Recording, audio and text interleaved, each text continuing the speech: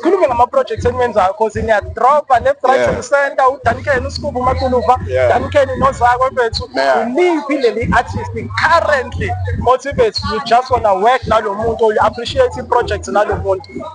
Hey mfethu, to be honest, like yami. Sure. I mfethu like even noma ingoma eyi-one. Sure mfethu. I know Sjava. Sjava mfethu uyashaya khona.